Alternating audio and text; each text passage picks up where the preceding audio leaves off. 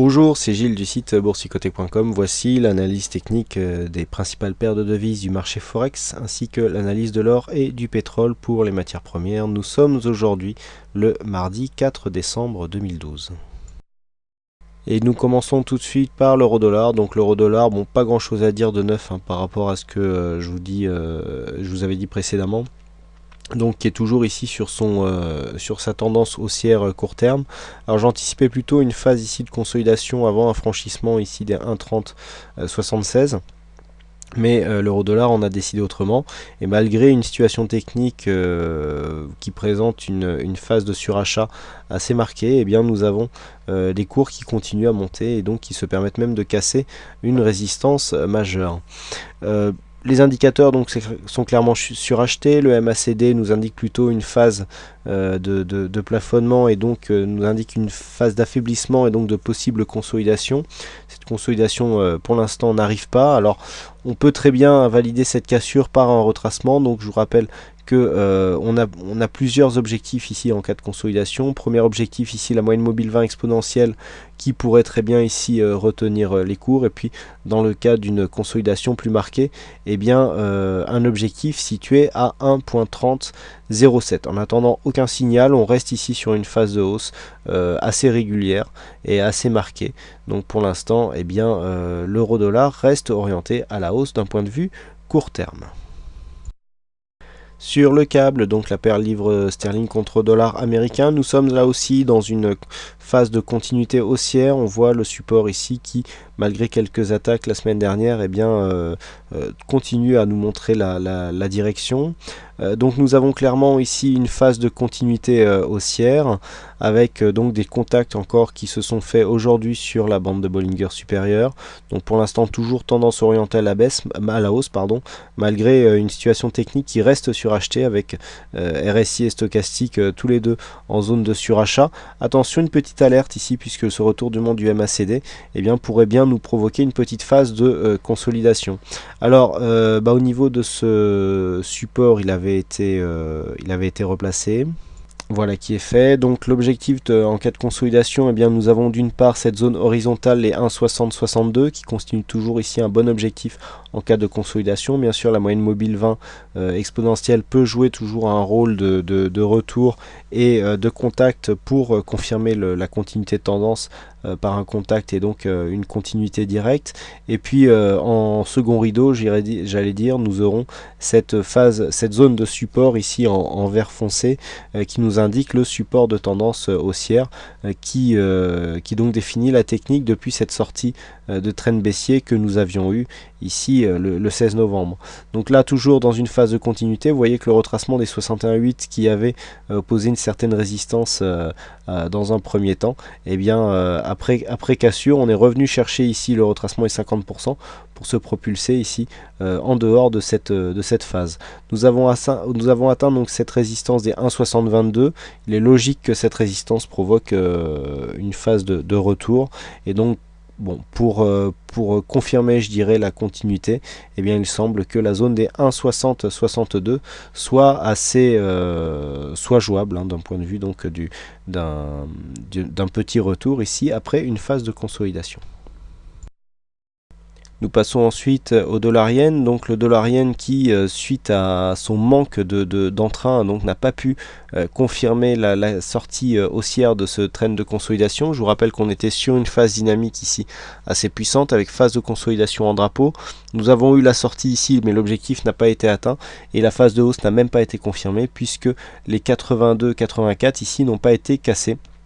Pour peine, nous venons même ici marquer un point bas proche du précédent point bas alors que nous étions encore en tendance de consolidation ici puisque nous étions à 81,68. Le plus bas est en train de se faire sur cette bougie et donc sur cette séance puisque nous sommes à 81,73.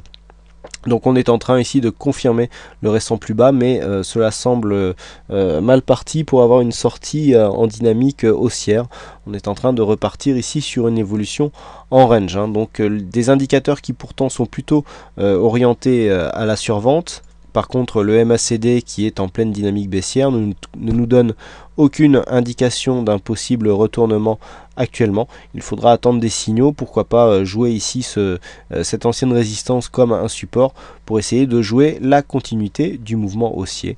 Attention, une cassure ici des 81,68 eh bien, viendrait amoindrir cette possibilité d'une continuité haussière, puisque nous aurions en cas de cassure de ce plus bas eh bien, des points bas qui descendent et donc des points hauts qui descendent et puis des points bas qui descendent aussi, donc plutôt synonyme d'une tendance baissière que d'une tendance haussière. Donc attention en cas de cassure ici des 81,68. Nous passons aux matières premières et donc nous commençons par l'or. Donc l'or qui confirme bien son orientation baissière qui avait été définie par les critères du trading en tendance, à savoir ici une tendance qui s'installe entre sa bande de Bollinger inférieure et sous sa moyenne mobile 20 exponentielle. On avait vu des contacts ici qui faisaient des très bons points d'entrée dans l'objectif d'un biais baissier, hein, puisque vous voyez cette moyenne mobile ici a vraiment bien joué le rôle de résistance sur cette phase. Alors là, nous n'avions pas confirmé hier, je vous avais dit qu'il faudrait confirmer par une cassure ici de ce précédent point bas d'avoir des 1706. On a eu un petit retour, encore quasi contact ici de la moyenne mobile 20 exponentielle. Alors je dis quasi contact puisque au moment où nous étions ici en train de coter au-dessus des 1722, la moyenne mobile 20 elle était légèrement au-dessus, hein, puisqu'on a ici une moyenne mobile 20 calculée sur les cours de clôture. Donc là il est clair que eh bien, le fait d'être redescendu nous fait penser qu'il y a eu un contact ici, mais dans la réalité des faits il était un peu plus loin au moment où nous cotions sur les sommets de cette bougie. Donc par contre nous avons bien une confirmation ici de la phase baissière, puisque nous cassons donc cette zone des 1705, ce qui confirme donc déjà dans un premier temps la continuité de phase baissière, et en plus nous revenons ici sur la zone des 1692, donc une belle redescente de l'or, avec un retour sur les 1692 qui se trouve être le support juste en dessous donc de cette phase de sortie, hein. On avait déjà défini ce support.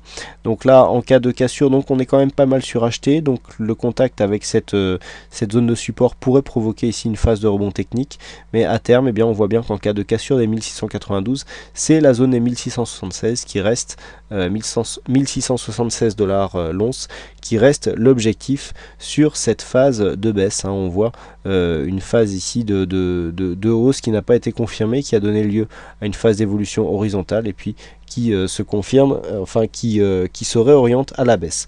Donc biais baissier sur l'or, la phase d'invalidation se situe sur un dépassement haussier des 1723 $ l'once.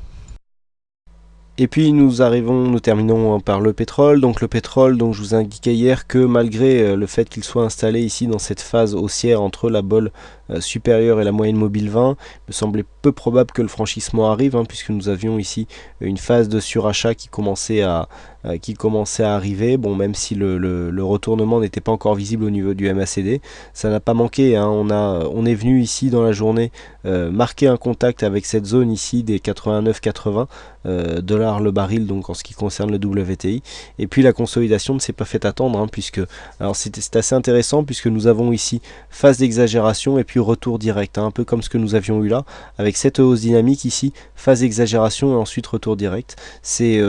Alors statistiquement c'est souvent comme ça que marche cet indicateur, même si sur le WTI et l'or il est un peu moins pertinent, mais c'est assez fréquent que l'on ait ce genre de configuration où ici l'arrivée dans cette phase d'exagération eh bien nous provoque un mouvement contraire. Donc là si nous respectons ce principe, eh bien nous voyons que nous sommes sortis ici de cette phase de zone d'achat. Nous avons eu une phase temporaire d'exagération haussière, et là vous voyez que c'est encore en train de se mettre en route. Il faudrait pour cela confirmer d'un point de vue très court terme ici un dépassement haussier des 88,85. Quoi qu'il en soit, nous restons dans un biais neutre sur le WTI, puisque nous n'arrivons pas à casser ici cette zone des 89,80 qui représente le haut du range moyen terme qui s'est installé depuis maintenant quelques semaines, et nous revenons ici sur une zone médiane, hein, qui était déjà identifiée, à savoir les 87,54, donc toujours un biais neutre sur le court moyen terme au niveau du WTI. Voilà ce que l'on peut dire sur ces analyses techniques Forex et matières premières. Il ne me reste plus qu'à vous souhaiter à toutes et à tous une bonne soirée, bonne chance dans vos trades, et je vous retrouve dès demain pour d'autres analyses techniques en vidéo. Bonsoir à tous.